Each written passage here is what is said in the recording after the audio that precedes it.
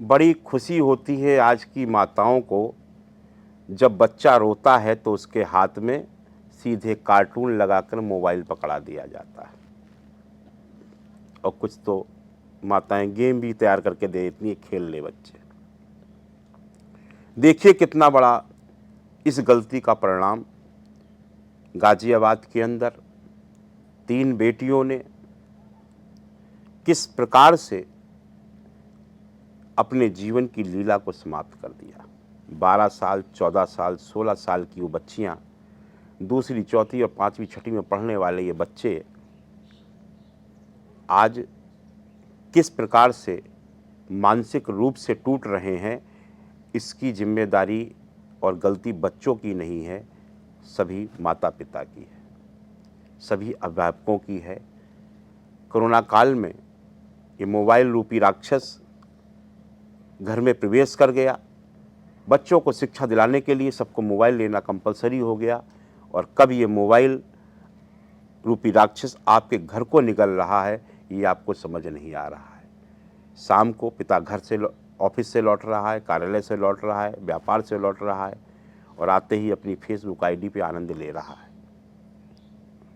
माँ अपने दिनचर्या के कार्यों में व्यस्त हैं, बच्चे को मनाने के लिए उसके हाथ में मोबाइल दे रही हैं, और ये मोबाइल की लत एक ऐसी लत लग रही है जो एक बीमारी का रूप ले रही है। मानसिक रूप से बच्चा विचलित होता जा रहा है, मानसिक रूप से बच्चे टूट रहे हैं, परिवार टूट रहे हैं, घर बिखर रहे हैं।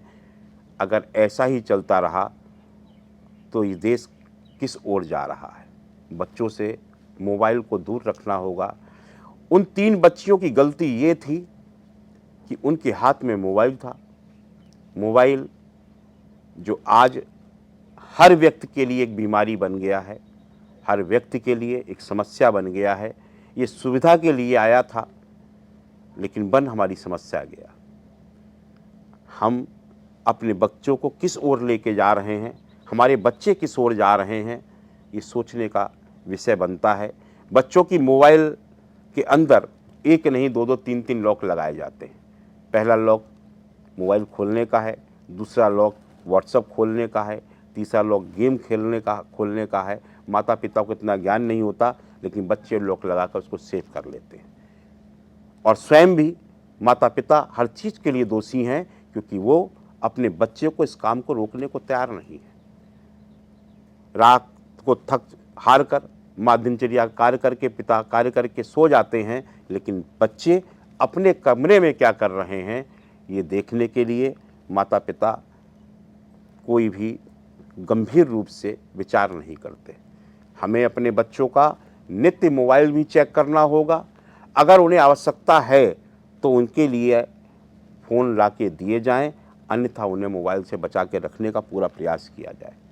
अगर बच्चे इसी प्रकार से मोबाइल के साथ लगे रहेंगे तो ये 3 बच्चियों के साथ जो हुआ है, आज किसी और का घर का चिराग बुझा है, कल ये चिराग हो सकता आपके घर का बुझ जाए। हम सब लोग गंभीरता के साथ चिंतन करें, इस बीमारी को जितना जल्दी हो सके अपने घर से बाहर करें। मोबाइल आज जरूरी हो गया है, मोबाइल आज मजबूरी हो गया है। मोबाइल की आवश्यकताएं बहुत से अच्छे काम को पूर्ण होती हैं, लेकिन मोबाइल अगर आपके लिए बीमारी बन रहा है, मोबाइल अगर समस्या बन रहा है, तो मोबाइल से दूर रहने के लिए हम सबको प्रयास करने चाहिए। इसमें कोई शर्म का विषय नहीं है। अगर ज़रूरत पड़े तो उन बच्चों के लिए डॉक्टर्स के पास ले जाएं जो मानसिक रूप से मनोचिकित्सक हैं, वो शायद उन बच्चों को समझा कर अलग करें।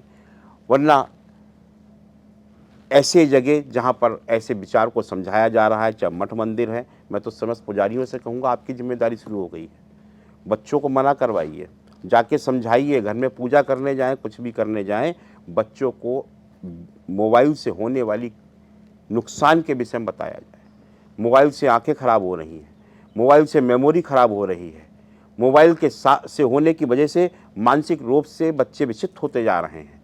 कितनी समस्याएं उत्पन्न हो रही हैं, इसको सिर्फ एक ही जिम्मेदार है, वो केवल मोबाइल जिम्मेदार है। इसलिए मोबाइल को जितनी जल्दी हो सके अपने जीवन से उसकी दूरी बनानी शुरू कर दें, जितनी आवश्यकता है उतना इस्तेमाल करें।